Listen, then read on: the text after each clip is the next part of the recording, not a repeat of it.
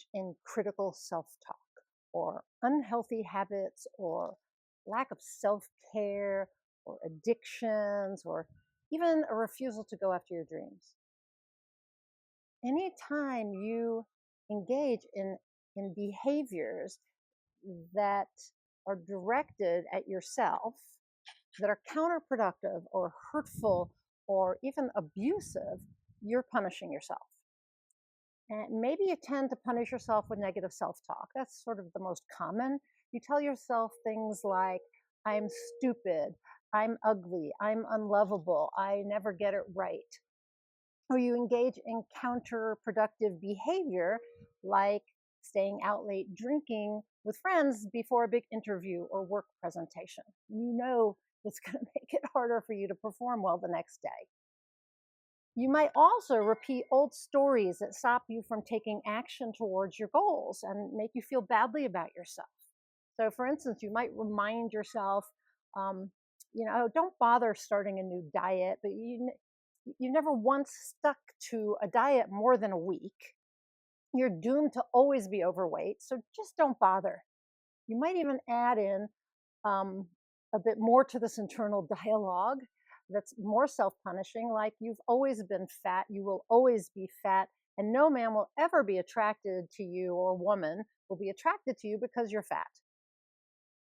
You might also, as a way of punishing yourself, cover up your disappointment in yourself by drinking a bottle of wine every night.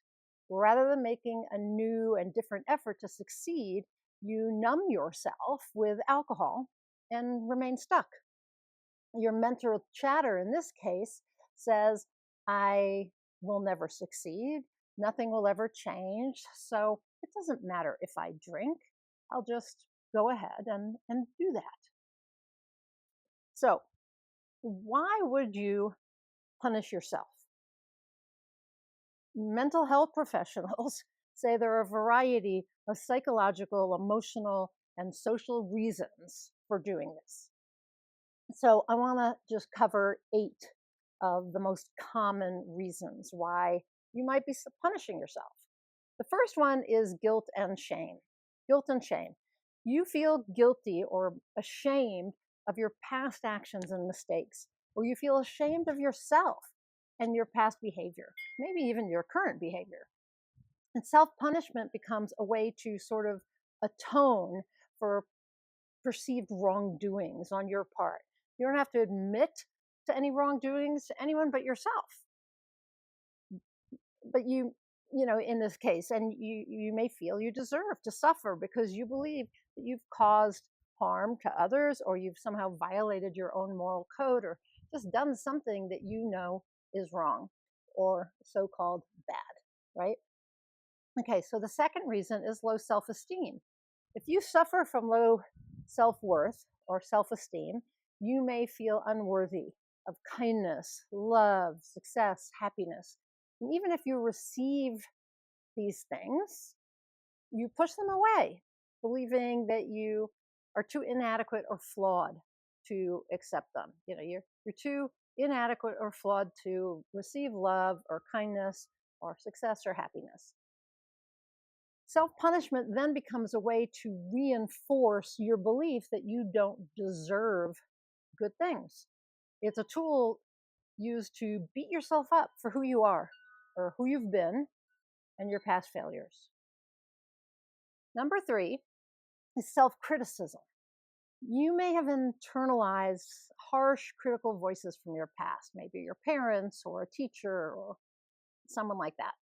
And these inner critics lead to self-punishing thoughts and behaviors because you believe what you were told by these people, that you are inadequate or unacceptable in some way. You also may feel the need to prove you are the flawed person that your parents, teachers, or coaches, whoever, said you were. Okay? So you repeat the behaviors they didn't approve of and then punish yourself for them all over again. And those influential people may no longer be in your life or even alive, but you continue punishing yourself anyway by for repeating those behaviors, or even just for having engaged in them in the past. Number 4 is self-sabotage. You might engage in behaviors that ensure you avoid success or happiness. Again, you may subconsciously believe you don't deserve such good things, and your self-sabotaging actions ensure that you don't get them.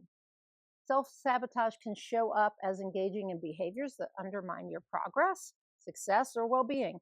You might do things you know will make it difficult, if not impossible, to achieve your goals, like that staying out late the night before you have a big interview, or um, pushing, uh, completing a book deadline till the last second. Okay, number 5, emotional regulation. Self-punishment can actually be a way to deal with overwhelming emotions.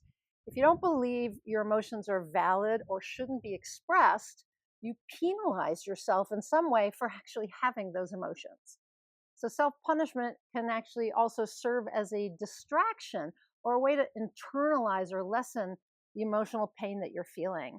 And when that happens, it helps you gain a sense of control over your feelings. Number 6 is punishing conditioning. We're all conditioned, by our early experiences. And maybe you were raised in an environment where punishment was frequently used as a method to teach you right from wrong, or to get you to stop or start doing something. And as a result, you internalize the idea that punishment is a necessary part of making amends or changing behavior. And now you use punishment on yourself. Rather than rewarding your good behavior, you punish what you deem as bad behavior. Yet both the punishment and the idea of what is right or wrong just came from your early conditioning. Number 7 is seeking control. When life feels chaotic or uncontrollable, self-punishment can give you a sense of control over your circumstances, or at least over yourself. It can serve as an attempt to impose order or structure on your behavior so you feel less out of control in your current situation. And as I mentioned with number 5, emotional regulation also you can achieve that emotional regulation with self-punishment. It serves as a way to control your emotions. And number 8 is revenge. Revenge. Sometimes self-punishment stems from a desire to punish someone else indirectly. On some level, you believe punishing yourself is going to make the other person feel badly. And that in that way, you're going to punish them too. So if you feel hurt by another person, you may turn your anger inward. And that kind of behavior stems from a belief that you're bad, unlovable, or unworthy. And so you punish yourself. Now, you can stop punishing yourself.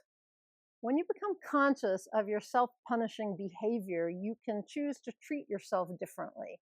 For example, you can choose to use reward rather than punishment to create change within yourself. Or you could be kinder or more loving to yourself. Realize that most of your self-punishing behavior stems from your old stories that you tell yourself. You're constantly reliving your past and reminding yourself that you're somehow flawed and need to be punished for that. So instead, start telling yourself a new story. Remind yourself that you are a different person now, or that you can be a different person now. Choose to change who you are being and how you treat yourself. Give yourself absolution. Give yourself absolution. Forgive yourself. See yourself as inherently good and deserving and worthy and all of that. See yourself as someone worthy of all the good things in life. All the good things, and celebrate yourself and your accomplishments, no matter how small. Shift your habitual punishment to habitual reward, and then notice how you and your life change, how differently you feel about yourself, and what wonderful things you begin to create. I'd love to know, do you have the habit of punishing yourself? And do you know why you do it? Did any of these 8 reasons resonate with you? Tell me in a comment down below. And if you prefer to read what I just said, you can go to my blog. There's a link down below to the blog post associated with this video, and you can read there. If you don't know who I am, this is your first time finding one of my videos. I'm Nina Amir. I'm known as the Inspiration to Creation Coach. I am an author and an author coach. I am a intuitive transformational coach, and I'm a certified high performance coach. And I love helping people step into being someone who can have the mindset and habits of someone who can achieve what they want to achieve, who can create what they want to create. So get you out of the way and begin helping you move toward creating what really matters to you. So if that's something of interest to you, then click on the link above, which gives you 3 different ways to work with me: transformational coaching, certified high performance coaching, and my Inspired Creator community, which isn't always open for new members, but you can get on the waiting list. And I'm also going to put a link up above for a 15-minute, a free 15-minute session with me where we can just talk, and you can tell me what it is you want to create and what you believe is stopping you, and we can see whether or not we're a good fit to work together. I don't take on that many coaching clients one-on-one, but we can see if we're a good fit and if we both feel like you can make the progress you want to make working together. So that link is also up above for a 15-minute session with me. And we'll just chat and see where it goes, okay? So that is it for today. Stop punishing yourself, begin rewarding yourself, and love yourself a little more, have a little more compassion towards yourself. And as a result, you can go out there, as I always say, and achieve more inspired results.